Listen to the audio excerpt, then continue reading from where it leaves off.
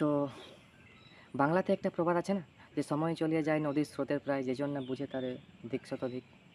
তো কতটুকুই বা বাঁচবেন?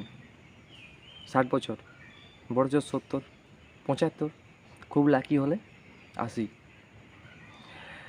365 দিনে 1 বছর হয়, আর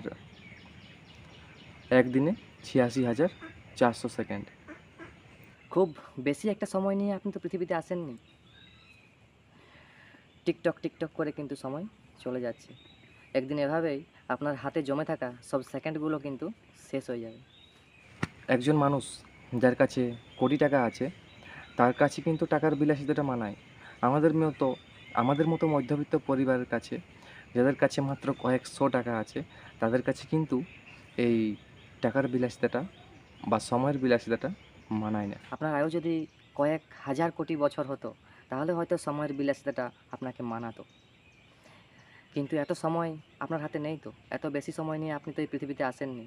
তাই এই মন খারাপ, কষ্ট, এই পচা-সচা ব্যাপারগুলো নিয়ে কিন্তু মন খারাপ করার সময়ই কোথায় আর সুযোগই কোথায়? আপনার ফ্যামিলিকে সময় দিন, ভালো কোনো বই পড়ুন, রান্নাবান্না করতে পারেন, কোনো গল্পের বই পড়তে পারেন, সুন্দর কোনো একটা জায়গায় আপনার ফ্যামিলিকে নিয়ে গিয়ে টুক করে ঘুরে আসতে পারেন। রাতের আকাশ দেখুন, ভোরের সূর্যোদয় দেখুন। সন্ধ্যায় কিভাবে পাখিরা ঘরে ফেরে সেটা দেখুন, নদীর ঢেউ অনুভব করুন।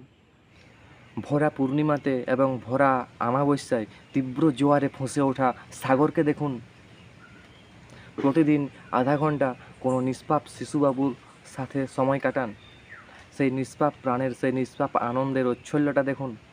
সবথেকে বড় কথা, সৃষ্টিকর্তাকে স্মরণ করুন। পৃথিবীকে ফিল করুন যে এই পৃথিবীটা কত সুন্দর।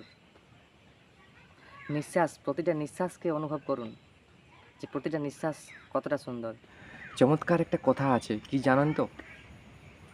Don't count the days, make the days count. তো সবাই একটু ভাবুন যে আজকের দিনটাই যদি শেষ দিন হতো আমার বা আপনার জীবনে, তাহলে আপনি আপনার পরিবারের উপরে অথবা এই সৃষ্টিকর্তার উপরে কতটা আপনি অনুগ্রহ করতে পেরেছেন। ভিডিওটা ভালো হয়ে থাকলে কিন্তু চ্যানেলটা সাবস্ক্রাইব করে দেবেন।